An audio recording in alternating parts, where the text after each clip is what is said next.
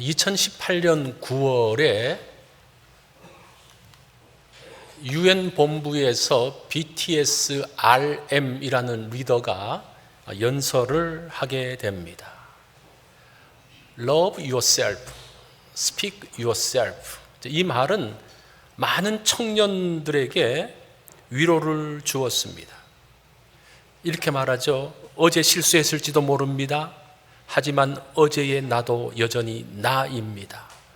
오늘의 나는 과거의 모든 실수와 과오가 모여서 만들어진 나입니다. 중간에 좀 생략하고, 이제 우리 스스로를 사랑하는 법을 배웠으니 여러분 자신에 대해 이야기하십시오.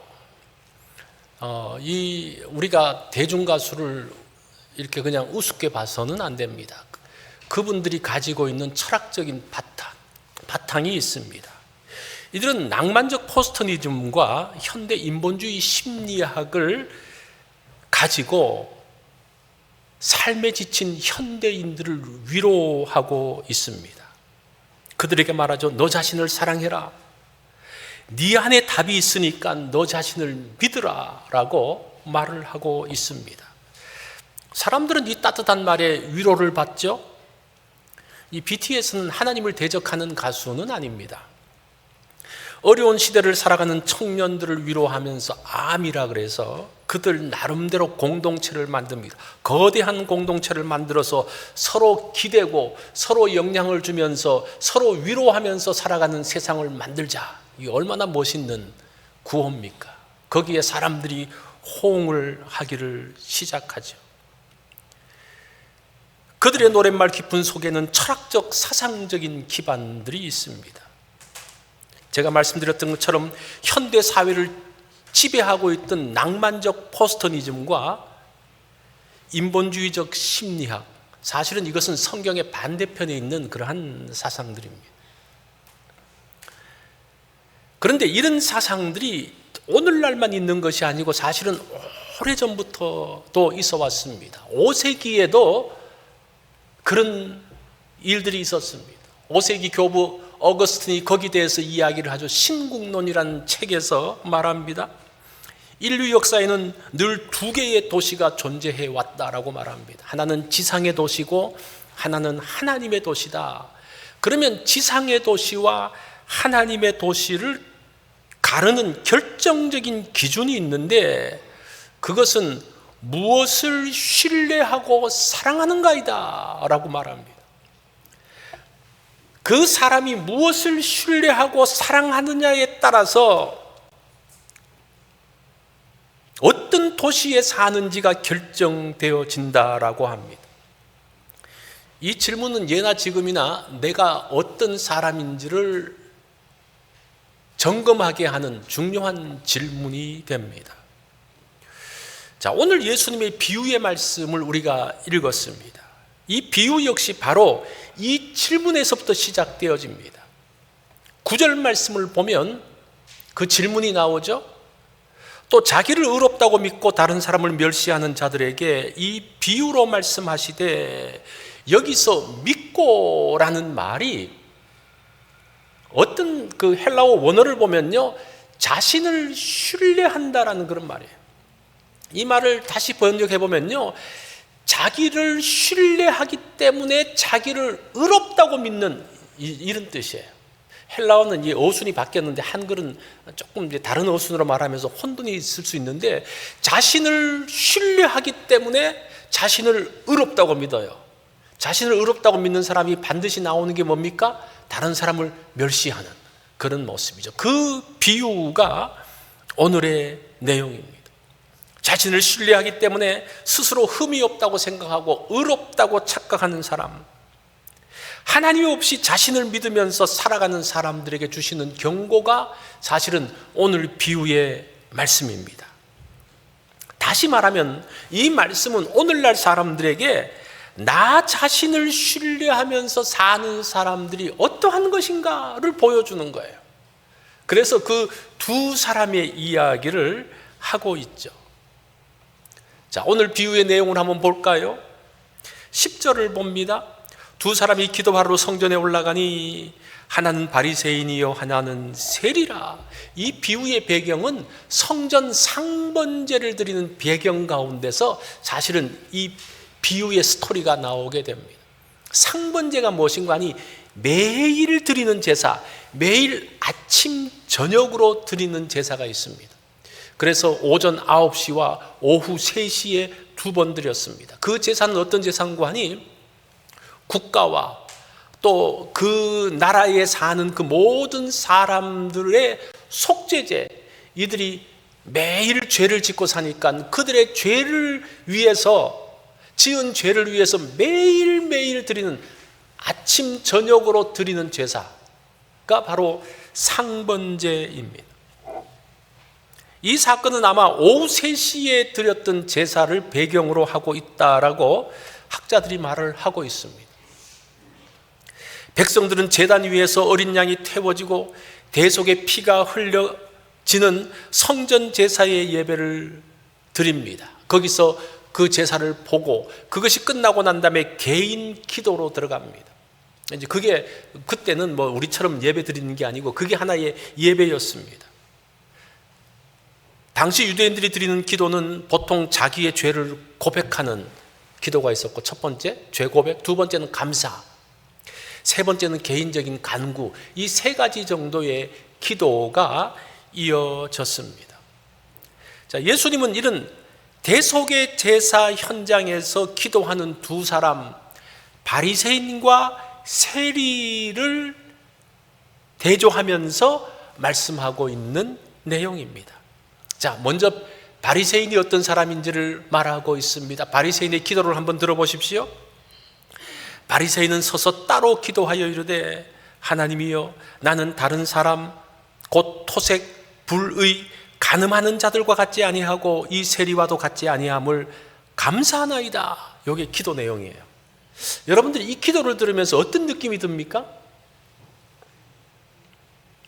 이건 하나님께 기도하는 게 아니고 자기 자랑하는 것 같은 그런 느낌이 들지 않습니까?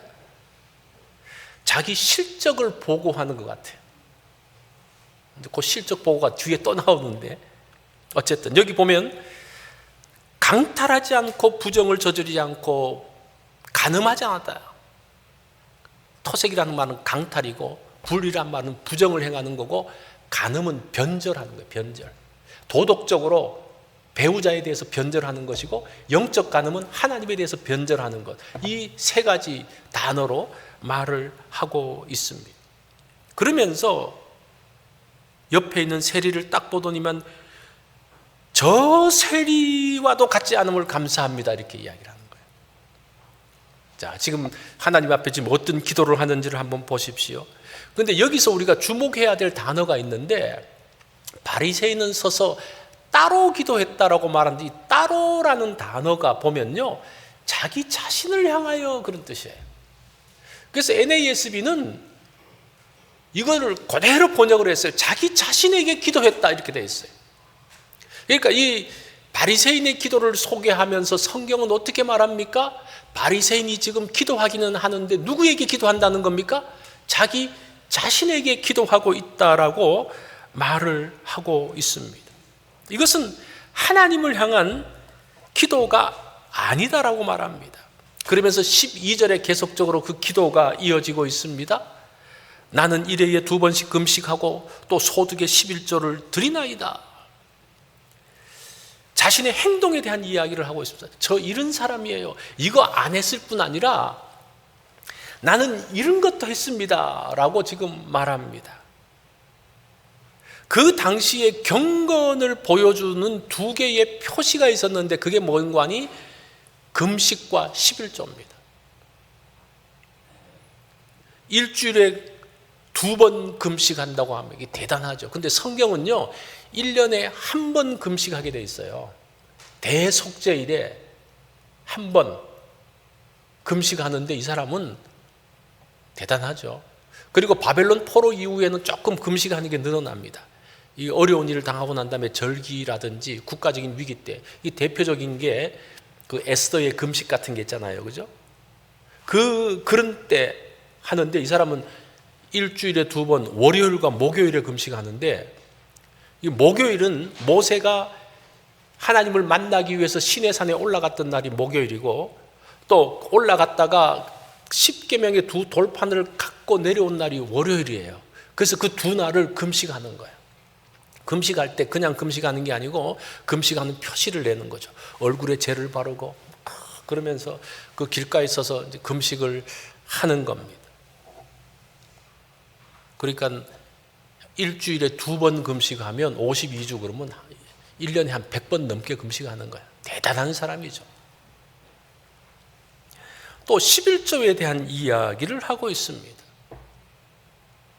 소득의 11조를 드리나이다. 사실은 그 11조에 대한 부분도 성경은 뭐라고 말씀하는 거 아니, 소산의 11조를 이야기하거든요. 이 소산이 뭔가 하니 곡식과 가축, 곡식을 해서 농사 지은 것에 11조, 그 다음에 가축 낳은 것에 대한 11조를 하는데, 이 사람 바리새인의 11조는 소득의 11조라는 거예요. 이 소득의 11조는 무엇인가 하니 획득한 모든 것의 11조를 말하고 있습니다.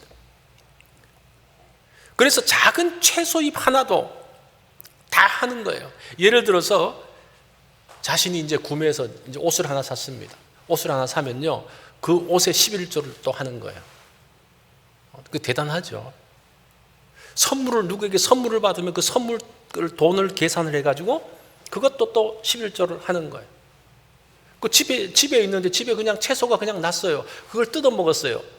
그러면 이게 얼마 정도 하지? 거기 또 11조를 또 하는 거예요. 진짜 얼마나 대단합니까? 마태복음 23장 23절을 보면 박하와 회향과 근채의 11조를 했다는 겁니다. 그 저절로 나는 것을 따서 먹었으면 다 11조를 계산했다는 거예요. 대단한 사람이죠. 그런데 경건이라는 것은 무엇인가 하니 하나님 말씀을 따르는 거예요. 내가 더 열심을 내서 하나님이 말씀하신 것 이상 하는 것, 그건 사실은 경건이 아닙니다. 그 사람들이 착각하는 게 있어요. 나는 열심히, 그 마음은 알겠는데 사실은 여러분, 내 마음보다는 뭐를 더 중요하게 생각해야 되는 거 아니, 하나님 말씀이 뭐라고 말씀하신지를 더 중요하게 생각해야 돼요. 그러니까 그 말씀을 넘어서는 것은 이거는 잘못된 것이라는 겁니다. 제가 어릴 적에 이제 그 교회에서 부흥회를 했는데, 이제 부흥회를 이제 하고 난 다음에 이제 그 부흥사 목사님이 10의 2조를 이야기를 했어요. 그래서 어떤 한 분이 10의 2조를 하겠다고 딱 결심을 했어요. 그분은 작은 양복점을 하는 분이었는데 했어요. 하여튼 10의 2조를 했어요. 그러다가 제가 이제 이사를 가서 그 이유는 잘 모르겠는데 그렇게 했습니다. 대단한 결단이죠. 그런데 저는 성경을 넘어서는 것을 권해서는 안 된다고 생각합니다. 아무리 좋은 것 있더라도 성경을 넘어서는 열심을 말해서는 안 된다는 겁니다.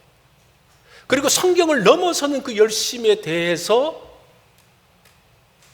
그것을 경건이라고 말해서도 안 된다는 거예요. 경건은 무엇인가 하니 하나님 말씀이 가라는 데까지 가는 거예요.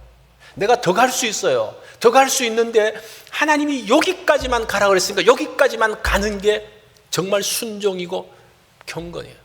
그 가운데서 자유함이 있어야 되는 거죠. 내 마음 가운데서 또 누가 이게 자꾸 이렇게 길티 필링을 주면서 이거 더 해야 되지 않아? 더 해야 되지 않아? 그러면서 그 마음 가운데 그냥 그 압박감 가운데 나가는 거, 그건 온전한 신앙생활이 아니라고 생각합니다. 신앙생활을 하면서 기쁨이 있어야죠.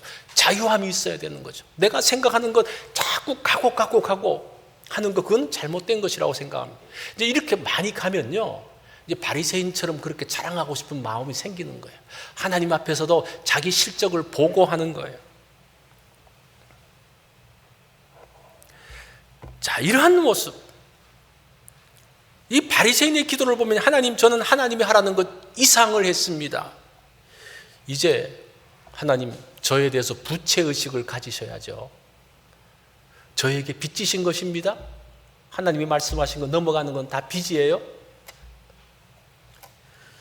이것은 잘못된 신앙이라고 생각합니다.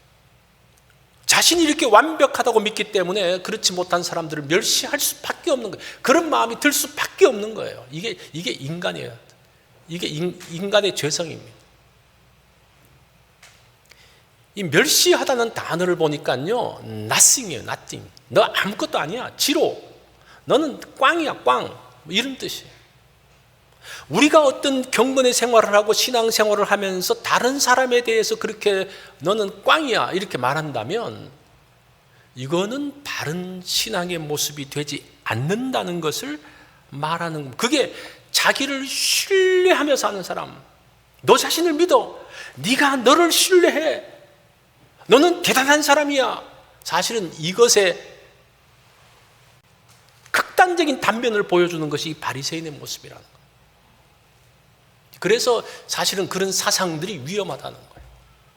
정말 철저하게 나 자신에 대해서 낮추는 마음, 그게 이제 세리를 통해서 표현되어지고 있는데, 그런 마음이 있을 때에 우리가 정말 함께 복된 공동체를 만들어 갈 수가 있다는 겁니다. 두 번째 사람을 소개합니다. 세리입니다. 13절을 보면요, 세리는 멀리 서서 감히 눈을 들어 하늘을 쳐다보지도 못하고 다만 가슴을 치며 이르되 하나님이여 불쌍히 여기소서 나는 죄인이로소이다. 이 세리는 성전 멀리 서서 감히 눈을 들어 하늘을 쳐다보지 못하면서 말합니다. 한 가지를 가는 거예요. 하나님이여 불쌍히 여기소서. 불쌍히 여기소서. 이 성경에 보면 불쌍히 여겨달라는 이런 구절들이 나와요. 이제 누가복음 18장 후반부에 가면 그 맹인 바디메오가 그렇게 말하죠. 불쌍히 여기소서 하는데, 그 불쌍히 여기라는 그 단어는 그냥 동정해 주세요라는 단어라면 단어 자체가 달라요. 여기서 불쌍히 여기시 달라는 헬라어 단어는 속죄의 피를 베풀어 주십시오, 내 죄를 덮을 속죄의 피가 필요합니다라는 겁니다. 나는 죄인이고 나의 죄를 용서해 주십시오, 불쌍히 여기소서라는 그런 말이에요. 세리는 다른 사람과 비교하지 않습니다. 하나님 앞에 서는 거예요. 하나님과 나 자신을 비교하는 거예요.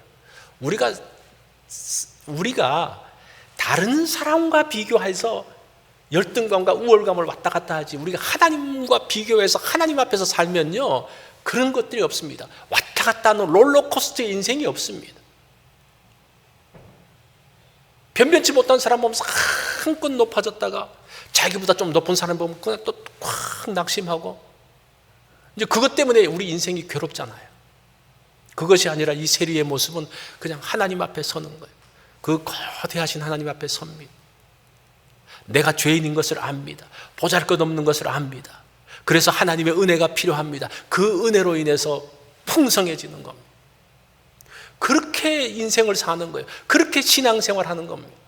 그 가운데서는 우리의 롤러코스터가 있지 않다라는 겁니다. 자, 그러면서 비유의 결론이 나옵니다. 14절을 보면요, 이에 저 바리새인이 아니고 이 사람이 의롭다 하심을 받고 그의 집으로 내려갔느니라. 무릇 자기를 높이는 자는 낮아지고 자기를 낮추는 자는 높아지리라. 이 성경에서 말하는 의로움의 기준이 우리가 좀 잘 알아야 되는데, 의로움의 기준이 무엇인고 하니 내가 얼마나 착하게 살았냐가 아닙니다. 내가 얼마나 착하게 살았냐? 그러면 내가 요만큼 살고 또 저 사람한테 어떤 사람은 나보다 더 착하게 살아요. 그러면 이 의로움은 어떻게 되는 겁니까? 갑자기 없어지는 겁니까? 그 절대적인 의로움이라는 것이 무엇인고 하니 하나님과의 바른 관계를 이야기하는 거예요. 하나님과 바른 관계, 하나님 앞에서의 인정, 하나님과 바른 관계를 갖고 있는 그 모습들. 바리새인이 가졌던 자신을 신뢰하는 자기의, 그것은 하나님 앞에서 아무것도 아니라는 것이 드러나고 있습니다. 예수님은 거대하고 대단한 종교적 수고를 남긴 바리새인이 아니라 가슴을 치면서 내가 죄인입니다, 하나님의 은혜가 필요합니다라는 사람을 의롭다라고 인정을 해 주셨습니다. 여기 보면요, 이 본문에 보면요, 참 재밌어요. 이 세리라고 말하지 않고 바리새인이 아니고 이 사람이 의롭다 하심을 받고 이렇게 말해요. 이 세리라는 단어가 이 사람으로 바뀌었어요. 그 세리라는 부정적인 개념, 죄인이라는 개념을 없애시고 이 사람으로 말해주고 있는 그 단어의 변화를 우리가 좀 볼 필요가 있습니다. 무릇 자기를 높이는 자는 낮아지고 자기를 낮추는 자는 높아지리라. 자기를 높이는 사람은 자기를 신뢰하는 사람입니다. 하나님을 채무자로 만드는 사람입니다. 다른 사람을 무시하는 사람입니다. 하나님을 두려워하지 않는 사람입니다. 그 사람은 낮추어질 것이라고 말합니다. 또 자기를 낮추는 사람은 하나님께 굴복하는 사람입니다. 가슴을 치면서 통회하는 사람입니다. 주님의 대속의 은혜를 찾는 사람입니다. 그 사람을 하나님께서 높여주신다고 말합니다. 네가 의롭다라고 말해주십니다. 너는 하나님의 자녀라고 말씀을 하고 있습니다. 자, 이렇게 다른 결론, 사람들이 생각했던 다른 결론이 만들어지고 있습니다. 여러분, 오늘 우리도 상번제 제사를 드리러 왔어요. 자, 오늘 이 본문에 나오는 것처럼 제사 드리는 것 자체가 그 사람들은 예배였으니까, 자, 오늘은 똑같아요. 사실은 바리새인과 세리가 성전에 올라가서 드렸던 그 예배와 오늘 우리가 모여서 드렸던 예배가 똑같은 예배예요. 똑같은 예배에 이 두 부류의 사람이 있을 수 있다는 거예요. 그것을 우리가 한번 잘 생각해 봐야 됩니다. 아, 이 이야기는 옛날에 있었던 이야기, 저 바리새인 잘못됐어, 그게 아니라 오늘날 우리도 똑같이 지금 그 예배 앞에 섰다는 겁니다. 과연 하나님 앞에 인정받는 참된 예배는 어떤 예배일까라는 것을 생각을 해 봐야 합니다. 우리의 예배를 통해서 하나님께 영광을 돌려야 합니다. 그래서 우리가 하나님께 영광을 돌리기 위해서 사람들이 생각을 합니다. 어떻게 하면 하나님께 영광을 돌릴까? 어떻게 하면 그 영광을 돌리기 위해서 화려하고 멋있는, 감동적인, 하나님마저 감동시킬 수 있는 그런 예배를 어떻게 드릴까라고 생각하는데, 그건 영광이 아니에요. 이 영광은요, 하나님을 하나님답게 대우하는 것이 영광이에요. 그렇잖아요. 제가 어느 곳에 대접을 어디에 갔는데 저의 답게 대접해 주는 것이 저를 영광스럽게 하는 거예요. 저는 요 정도밖에 안 되는데 이만큼 하는 거는 사실은 조롱하는 것일 수도 있어요. 제가 요만한데 요만큼 하면 무시하는 것이 될 수도 있어요. 물론 하나님을 그냥 하나님답게만 대우하면 하나님이 영광 받으시는 거예요. 여러분, 어렵게 생각할 것 없어요.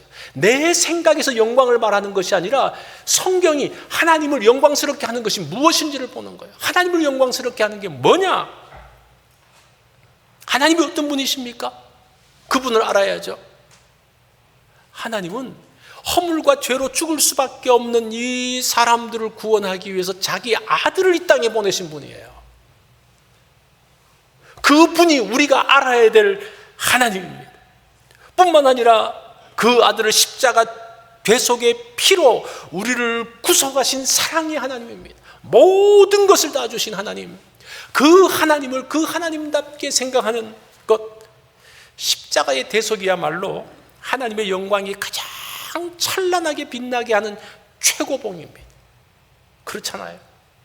우리가 이 예배에 와서 하나님을 하나님답게, 그 우리를 사랑하셔서 독생자 아들을 주신 그 십자가의 대속을 이루신 그 하나님, 그 하나님을 하나님답게 반응하는 것, 그게 하나님께 영광 돌리는 것. 그럴 때에 그 사람을 하나님께서 귀하게 여기신다는 겁니다. 세상은 뭐라고 말합니까? 너 자신을 사랑해라. Believe in yourself. 너를 믿어. 너 자신을 믿어. 너 대단한 사람이야. 성경은 다르게 이야기하잖아요. 그 하나님의 은혜로 사는 사람, 대단한 인간이 아니라 정말 하나님의 은혜로 소중해진 존재, 그것을 고백하는 것, 그것이 바른 예배의 모습이라는 겁니다. 우리가 예배할 때 내 자랑, 내 공로, 내 신앙의 실적들을 다 십자가 밑에 내려놓고 오직 예수 그리스도의 십자가 은혜만 감사하고 찬양하는 것, 그것이 하나님을 하나님답게 대우하는 참된 예배라는 겁니다. 여러분, 지금 오늘 했던 바리새인과 세리의 그 두 모습이 사실은 우리와 똑같은 장면인 것을 여러분들이 기억하셔야 됩니다. 이 두 사람이 성전에 올라갔던 것처럼 우리 역시 하나님의 전에 올라왔습니다. 어떤 마음으로 여러분들이 하나님 앞에 섭니까? 어떤 마음으로 하나님을 예배했습니까? 어떤 기도를 드렸습니까? 거기에 따라서 하나님의 인정이 달라진다는 사실을 기억하십시오. 그래서 우리는 정말 하나님을 하나님답게 대우하는 그러한 예배를 드리는 우리 성도님들이 되어지기를 바랍니다.